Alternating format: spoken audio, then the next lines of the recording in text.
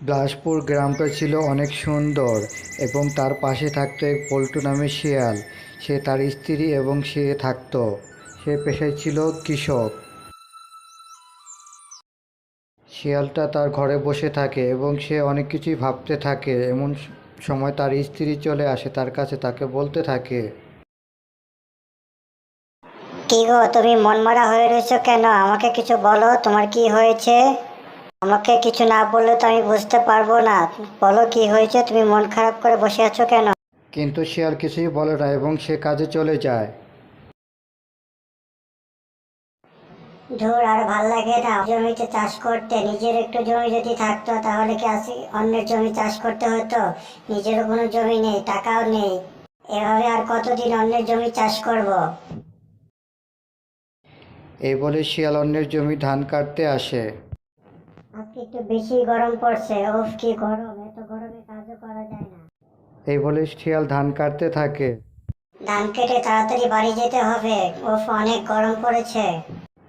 এই বলে শিয়াল সব ধান কেটে বাড়ির দিকে চলে যায়। যাক, ধান একাটি ধান দিয়েছে, তো এই ধানটা বিক্রি করে আপাতত আজকে দিনটা চলে যাবে।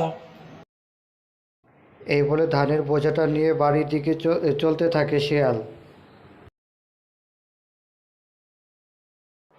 এই, কই গেলা? বাইরে আসো, দেখো আমি কি এনেছি। ধান কাটার পরে আমার একাটি ধান দিয়েছে, এটা তুমি ধরো। কি হয়েছে বলো, তুমি কি নিয়ে এসেছো দেখি তো। এই বলে শিয়ালটা ধানটা নামায়। বুঝছো গিন্নি, অন্যের জমিতে চাষ করতে আর ভালো লাগে না। এখন একটা নিজের জমি থাকলে খুব ভালো হতো। এভাবে ধানের ভাগ কাউকে দিতে হতো না। সারাদিন ধান কাটি আর পরিশ্রম করি, আর মালিকে ধান অল্প দেয় আমাকে। আমি বলি কি, আমাদের বাড়ির পাশে যে একটু জায়গা আছে, ওই জায়গাটাকে তুমি চাষ করতে পারো।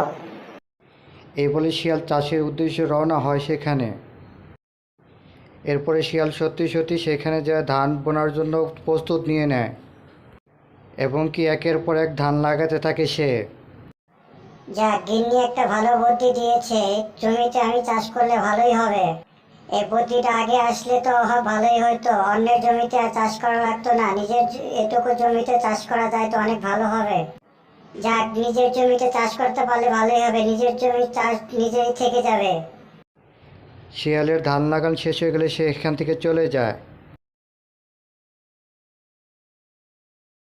সে এসে দেখে তার জমিতে অনেক সুন্দর সোনালী রঙের ধান হয়েছে যাক, এগুলো বিক্রি করে সংসারটা ভালোই চলে যাবে।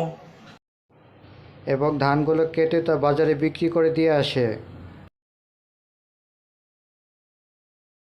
এরপর তারা খুব সুন্দর সুখে সংসার করতে থাকে।